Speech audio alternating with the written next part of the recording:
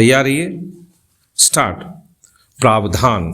अनुच्छेद 233(2) बार कोटे से उच्चतर न्यायिक सेवा HJS परीक्षा के संदर्भ में उच्चतम न्यायालय की पूर्ण पीठ द्वारा धीरज मोर बनाम माननीय दिल्ली उच्च न्यायालय 2020 7 SCC 401 के मामले में दिए गए निर्धारण के पुनर्विलोकन एवं अनुच्छेद 233(2) के निर्वचन के लिए प्रस्तुत अपीलें, पुनर्विलोकन याचिकाएं, अंतरण याचिकाएं एवं विविध आवेदन पत्र विराम। तदनुसार निर्धारण के लिए प्रश्न कि प्रथम, क्या कोई न्यायिक अधिकारी जिसने अधीनस्थ न्यायिक सेवाओं के लिए चयनित होते हुए पहले ही 7 वर्ष की अवधि पूर्ण कर ली है, बार की रिक्ति के विरुद्ध नियुक्ति के लिए हकदार होगा? द्वितीय, क्या एक जिला जज के रूप में नियुक्ति हेतु योग्यता का अवलोकन नियुक्ति के समय पर देखा जाना चाहिए या आवेदन की तिथि पर अथवा दोनों? पैरा। निर्णय सार। प्रथम, धीरज मोर उपर्युक्त के मामले में इस न्यायालय के समकक्ष पीठ ने अभी निश्चित किया है कि किसी राज्य की न्यायिक सेवा के सदस्य जिला जज के रूप में या तो पदोन्नति के द्वारा या सीमित विभागीय प्रतियोगी परीक्षा LDCE के माध्यम से नियुक्त किए जा सकते हैं विराम। संविधान के अनुच्छेद 233(2) के अंतर्गत 7 वर्ष का अनुभव धारण करने वाला कोई एडवोकेट या प्लीडर प्रत्यक्ष चयन के द्वारा जिला जज के रूप में नियुक्त किया जा सकता है यदि वह पहले से ही केंद्रीय संघ या किसी राज्य के न्यायिक सेवा में नहीं है विराम। इसलिए पूर्ण पीठ ने अभी निश्चित किया कि उच्च न्यायालयों के द्वारा न्यायिक अधिकारियों को बार से प्रत्यक्ष चयन के लिए आरक्षित पदों के विरुद्ध उनके दांव लगाने के दावे से वर्जित करते हुए बनाए गए नियम अधिकारातीत हैं विराम।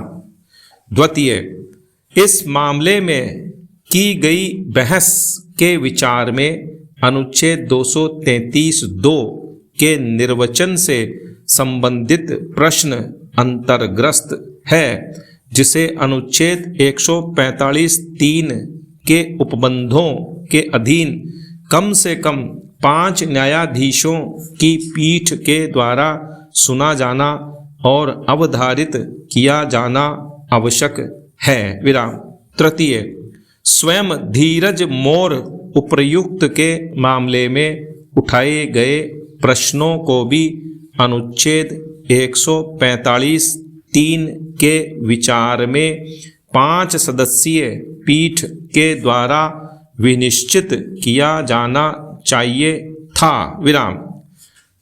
चतुर्थ, उपर्युक्त के विचार में इन याचिकाओं में उठाए गए और विरचित प्रश्नों को 5 सदस्यीय पीठ के द्वारा विनिश्चित किया जाना चाहिए विराम। तदनुसार मामला संविधान पीठ को संदर्भित विराम। पैरा।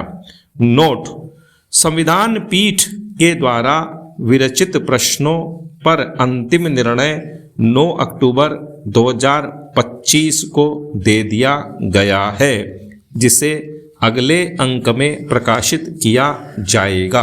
पैरा। प्रावधान।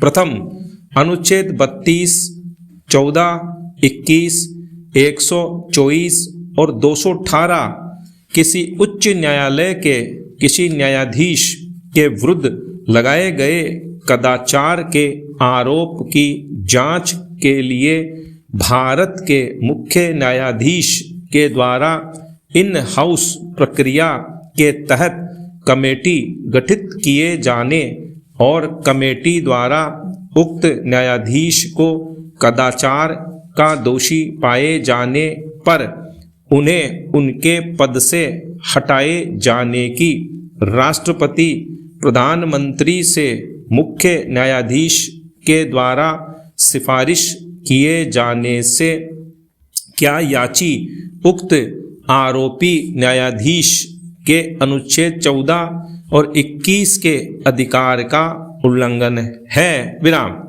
अथवा क्या ऐसी कमेटी का गठन और उसके द्वारा जांच और सिफारिश भारत के संविधान के अनुच्छेद 124 और 218 के उल्लंघन में और अधिकारातीत है। पैरा निर्णय सार।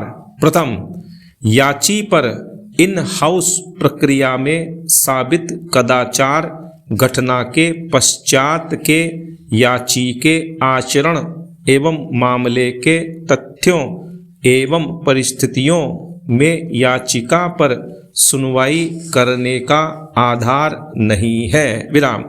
फिर भी याचिका में उठे प्रश्नों का उत्तर दिया जाना अपेक्षित है। पैरा द्वितीय, इन हाउस प्रक्रिया का इस न्यायालय ने अनेक अवसरों पर अनुमोदन किया है, जिसकी नींव संविधान के अनुच्छेद 141 के अंतर्गत घोषित विधि में है और न्यायाधीश जांच अधिनियम 1968 की धारा 3(2) की परिधि में शब्द अन्यथा के अंतर्गत आता है विराम।